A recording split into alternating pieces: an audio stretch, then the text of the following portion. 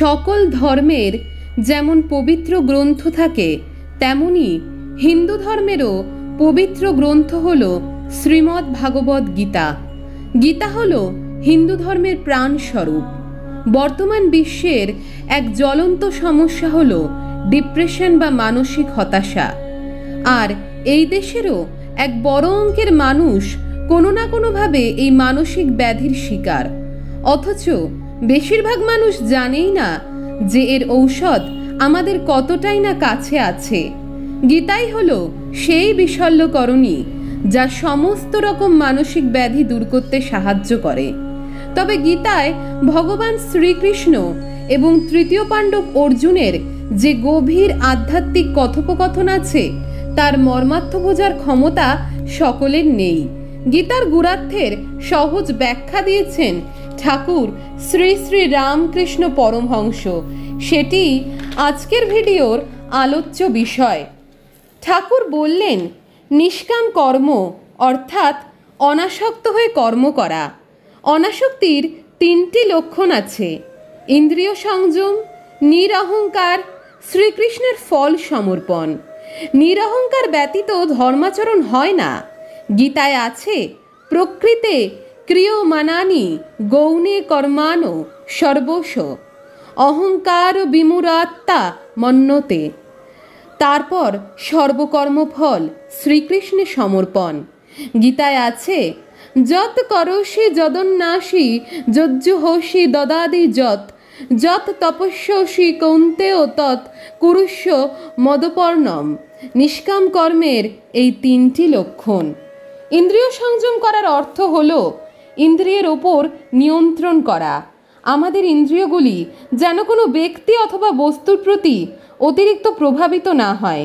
নিজ আবেগ, কামনা, বাসনা তথা আসক্তিকে নিয়ন্ত্রণে রাখারই অপর নামই ইন্দ্রিয় সংযম।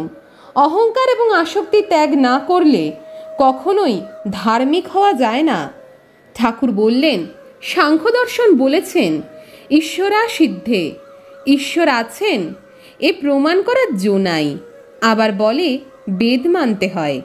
বেদ নিত্য সিদ্ধ। গীতা সব শাস্ত্রের সার। সন্ন্যাসীর কাছে আর কিছু না থাক, গীতা একখানি ছোট থাকবেই। ঠাকুর আরও বললেন, বেদান্তের সার, ব্রহ্মসত্য, জগৎ মিথ্যা। গীতার সার, 10 বার গীতা বললে যা হয়, ত্যাগী ত্যাগী। গীতার সার মানে, হে জীব, সব ত্যাগ করে ভগবানকে পাওয়ার জন্য সাধনা করো। কত সুন্দরভাবে তিনি এই কথাটি বললেন। গীতা শব্দটিকে উল্টে দিলেই যেন পাওয়া যায় ত্যাগী শব্দটি। যে ব্যক্তি তার অন্তরের সমস্ত কামনা, বাসনা তথা স্বরূপু ত্যাগ করে কেবলমাত্র ঈশ্বর চিন্তায় মনোনিবেশ করতে পারে, সেই ব্যক্তি জীবনের সর্বাপেক্ষা সুখ লাভ করে। কর্ম কতদিন?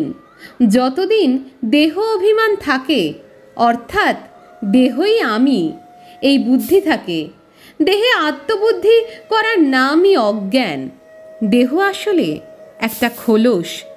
দেহটাই আমি নই, কিন্তু বাস্তবের থেকে বহু দূরে এক মোহ এবং মায়ার ঘেরাটোপে থাকি দেখে আমাদের মনে হয় দেহটাই আমি।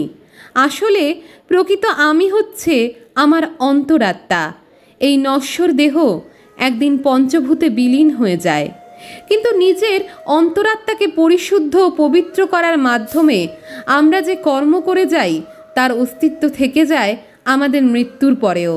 তাই এক সুখী এবং শ্রেষ্ঠ জীবনের অধিকারী হতে চাইলে সবার প্রথমে নিজের অন্তরাত্মা অর্থাৎ মনকে পরিশুদ্ধ করুন।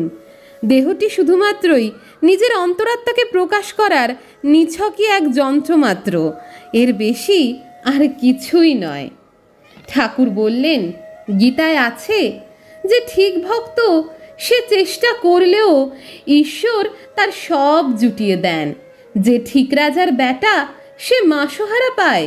উকিল ফুকিলের কথা বলছিস, যারা কষ্ট করে লোকের দাসত্ব করে টাকা আনে? আমি বলছি, ঠিক রাজার বেটা যার কোনো কামনা নেই, সে টাকা করে চায় না, টাকা আপনি আসে। সৎ ব্রাহ্মণ যার কোনো কামনা নেই, সে হাড়ির বাড়ির সিধে নিতে পারে যদৃচ্ছা লাভ। সে চায় না, কিন্তু আপনি আসে। ঈশ্বর যখন এই জীবন দিয়েছেন, তখন বাঁচিয়ে রাখার দায়িত্ব ঈশ্বরেরই। আমরা বৃথাই এত চিন্তা করি। মনের মধ্যে কোনো মানসিক চিন্তা বা চাপ না রেখে সব কিছু ঈশ্বরের হাতে ছেড়ে দিলেই আমাদের মন অনেক শান্তি লাভ করে। ঠাকুর বললেন, যে মানুষের অর্থ রোজগারের চিন্তা নেই, সেই মানুষই এই পৃথিবীতে সবচেয়ে সুখে আছে। আমাদের লক্ষ্য যেন অর্থ রোজগারের প্রতি না থেকে কর্মের প্রতি থাকে। কর্ম সঠিকভাবে সম্পাদন করতে পারলেই অর্থ আপনা থেকেই আসে। ঠাকুর আরও বললেন, গীতায় ভগবান বলেছেন, অনন্য কাম হয়ে যেসব লোক আমার চিন্তা করে, ভজনা করে, নিত্য আমাতে যুক্ত, তাদেরকে আমি যোগ অর্থাৎ ধনাদি লাভ ও ক্ষেম অর্থাৎ মোক্ষ প্রদান করি। জীবন ধারণের জন্য যা কিছু প্রয়োজন, ভগবদ উপাসককে তার জন্য কিছুমাত্র চিন্তা করতে হয় না। দেখো, যার অর্থ দাস সেই মানুষ। যারা অর্থের ব্যবহার জানে না, তারা মানুষ হয়েও মানুষ নয়। দাপর যুগে জন্মে যে ভগবান তার গীতার মধ্যে দিয়ে গেছিলেন মানুষকে চরম এবং পরম মুক্তির পথ, সেই ভগবানই কলিযুগে জন্মেও দিয়ে গেলেন এক গভীর আধ্যাত্মিক এবং শক্তিশালী মন্ত্র, যে মন্ত্র জ্যোতি হয়ে এই জগৎকে আলোকিত করল। তিনি একাধারে স্বয়ং রাম এবং স্বয়ং কৃষ্ণ। গীতার এই ব্যাখ্যা আপনাদের কেমন লাগলো অবশ্যই জানান কমেন্ট সেকশনে। আর এরকমই গুরুত্বপূর্ণ ভিডিও পেতে অবশ্যই সাবস্ক্রাইব করুন আমাদের চ্যানেল জীবন জয়ের মন্ত্র। দেখা হচ্ছে পরবর্তী নেক্সট ভিডিওতে। Take care, bye. সকলে ভালো থাকবেন, সুস্থ থাকবেন। Always be positive and motivated. জয় শ্রীকৃষ্ণ, জয় শ্রী শ্রী ঠাকুর রামকৃষ্ণ পরমহংস।